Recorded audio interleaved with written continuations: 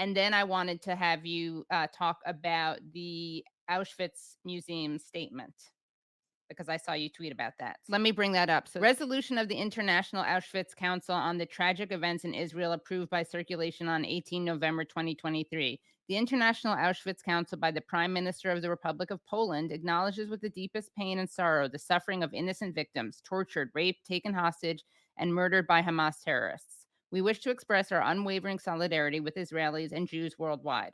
Threatened in its existence, the State of Israel has the right to self-defense in accordance with international law and the principles of humanitarianism. The existence of a free, sovereign, and democratic Jewish state is one of the pillars of world peace. The unimaginable hatred and violence perpetrated by terrorists only results in extensive and more widespread suffering, affecting also the civilian population of Gaza, whom Hamas exploits as human shields. An essential first step to halt the horrifying spiral of death and war is the immediate and unconditional release of all hostages, a demand we make with all our might. An epic moral failure. I mean, it's horrible. It's absolutely horrible. I mean, aside from the fact of where do we start to pick apart the narrative that's established in this statement, right? The idea of a democratic state. Which democratic state? There is no democratic state. This is an apartheid regime. Number one, perhaps if there was democracy, this would have never happened, right? Number one. Number two, the idea that Palestinians are all being used as human shields. Right. That's the securitization. I mean, if one, again, this is incredibly racist to imagine that all Palestinians suddenly become legitimate targets because the adversary used them as human shields. And people should also understand that this is precisely the same rhetoric and warfare that was used in asymmetric warfare during the height of Third World Revolt. Where all nascent sovereigns and liberation armies were framed as hiding amongst the ranks, right? The Viet Cong, or think about the ANC, or think about Namibia and other revolutionary armies that were accused of the same thing, right? This rhetoric of turning them into human shields. But let's fast forward. If you just want to talk about the law, right? Article 57 of the first additional protocol makes it incumbent on state belligerents to refrain from an operation where the civilian cost and the civilian harm is too high. It doesn't matter. Imagining that Hamas is the most evil force on earth, okay, and doing exactly what you're saying it's doing, that doesn't absolve the state belligerent from its responsibility and duty to abide by laws of war, right? It doesn't. And that same logic of who's a legitimate target, you can make that same argument about Israelis who are reservists, exactly, or who are actually in the army but might not be fighting at the time and might be armed at the time. We would not do that. Right. No one would we would accept immediately that, recognize how dangerous that is, right? How nihilistic that is. But it's because of the racism against Palestinians that it becomes logical, that somehow that becomes okay. And if we are talking about law, we also need to understand that Israel does not have a right of self-defense against territory that it occupies. Yeah. That was stated in 2004 by the ICJ, the International Court of Justice Advisory Opinion in 2004, paragraph 139. Israel cannot use force against, to defend a territory from which the threat has come. It has the ultimate policing and military power in that territory. Then later in 2000, many Israeli, that was 2004. And then after unilateral disengagement in 2005, many apologists said, and tried to argue that Gaza was no longer occupied. Well, yes, it is. Yeah.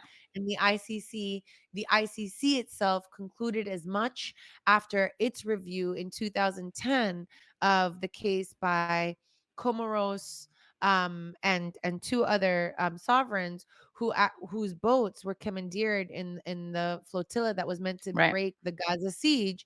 There, the ICJ said very explicitly, Israel remains in effective control of the territory. Actually, I was looking at this today. I can just, since you're reading, maybe I can read Sure, yeah, For please. you. Yeah, paragraph 27 um, of this decision says in 2014 says the view is in general, the view that they're still occupied is based on the scope and degree of control that Israel has retained over the territory of Gaza following the 2005 engagement, including Israel's exercise of control over border crossings, the territorial sea adjacent to the Gaza Strip, the airspace of Gaza, its periodic military incursions within Gaza, its enforcement of no-go areas within Gaza near the border where Israeli settlements used to be, its regulation of the local monetary market based on the Israeli currency and control of taxes and customs duties, the retention of such competences by Israel over the territory of Gaza, even after the 2005 disengagement, overall supports the conclusion that the authority retained by Israel amounts to effective control. Israel remains an occupying power. You cannot use military force and self-defense against the territory that where you occupy. This came up in, I want to say, 1973, um,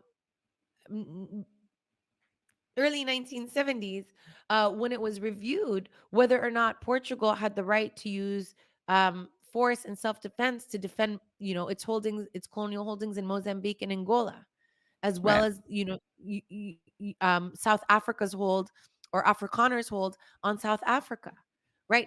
It was rejected then. It was rejected that you cannot use self-defense, is not available to colonial and occupying powers to defend the territories that they hold. Why? right, Because that hold is illegitimate to begin with. And yet, rather than discuss how do we break apart that hold, the discussion we're having is how do we give Israel more military power and more force in order to consecrate its hold, right? right. I don't. I mean, thank you for creating the space to have these discussions, but I'm this is we can't even get here, right? We can't even get here. I can have these discussions in academic conferences. Obviously, it's in the book. It's Yeah, available. If you read international legal jurisprudence, you right. can say it. But literally, instead, we're spending so much time not only responding to spin, but much, much more heartbreakingly, Katie, basically trying to tell people that genocide is not okay in any situation. And Yeah, in this situation, Israel is saying that it's doing it. It's saying that it's necessary to do it in order to ensure its defense and, its longevity, right? As uh, you know, um, an apartheid state, right? Um, and also wanting, basically establishing a precedent. And what happens in international law is that precedents matter. right, If Israel can commit a genocide in the name of its establishing its security, who else can commit a genocide right, to do so? So when people, when folks said never again and established genocide as a jus cogens norm, right, which means you can never abrogate it. You can't create a new treaty that makes it legal. You can't enter into even agreement between two parties to make it legal.